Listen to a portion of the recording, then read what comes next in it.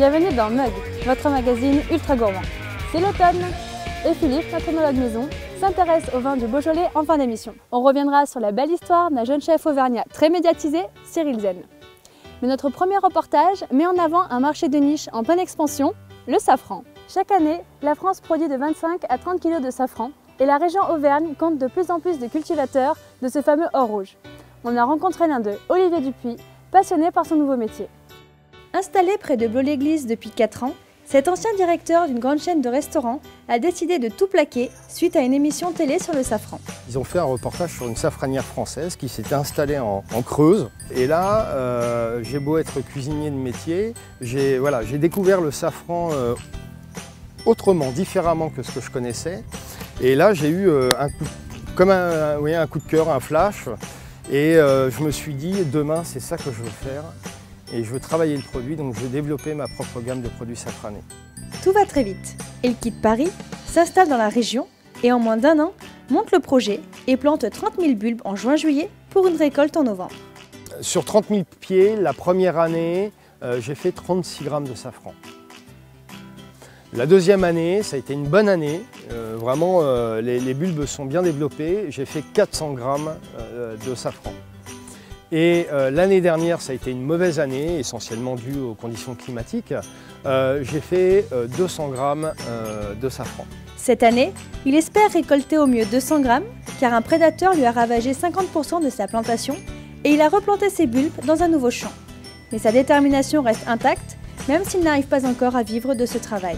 Le prix du gramme varie de 30 à 40 €, car toutes les étapes de sa culture sont faites à la main. Les fleurs, une fois ramassées, sont émondées et ensuite déshydratées pour obtenir le produit final. Côté commercialisation, Olivier vend son pistil pur, mais surtout, il élabore des produits safranés, confiture avec des fruits frais de la région, sirop, vinaigre, moutarde. Mais sa plus grande réussite aujourd'hui est sa gelée de citron safrané, élu produit innovant au 15e concours régional Fermier d'Or 2013 et reconnu par de grands chefs.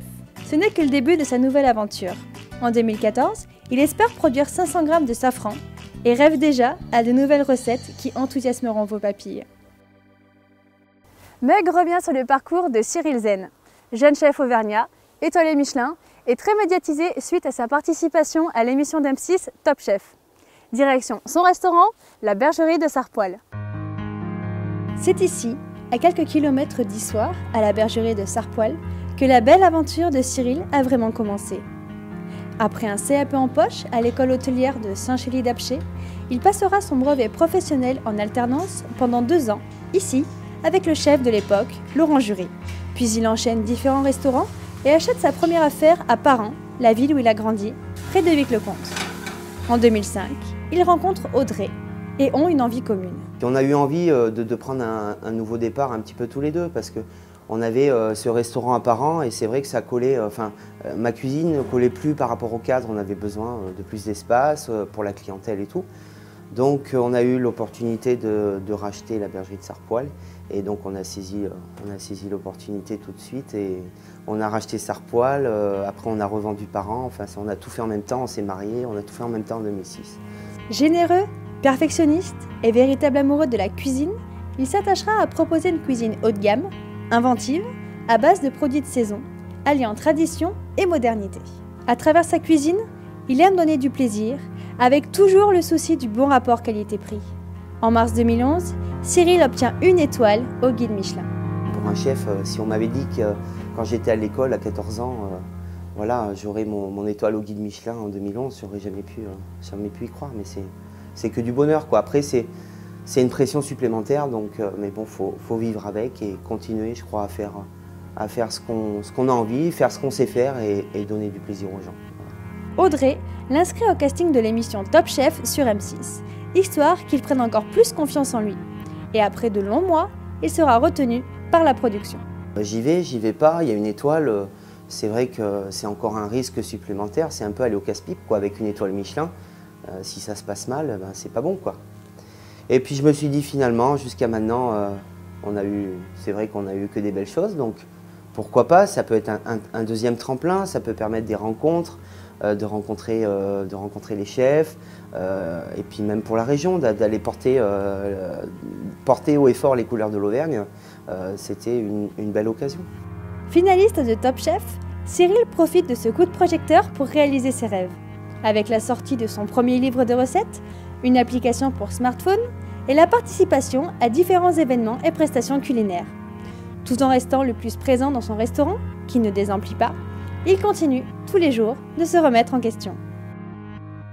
L'arrivée du Beaujolais nouveau le 21 novembre est prétexte à la fête. Et Philippe, notre onologue maison, en profite pour s'intéresser ce mois-ci au vin du Beaujolais.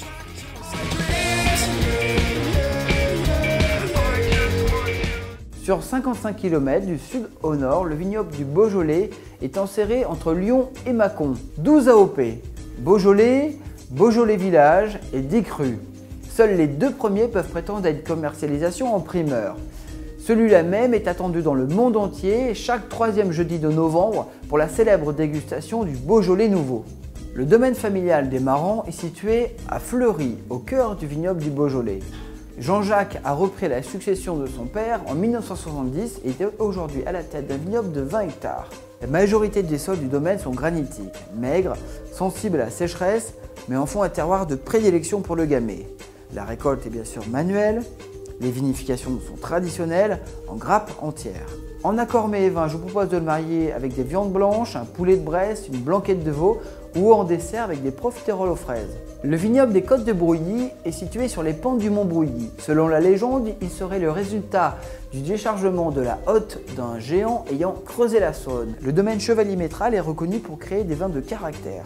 La robe est rubis profond, il a un nez de fruits rouges, de prunes, avec des notes minérales, le plus méridional des crus du Beaujolais. Je vous propose de marier ce vin avec une viande de porc, côte de porc ou filet mignon à la moutarde.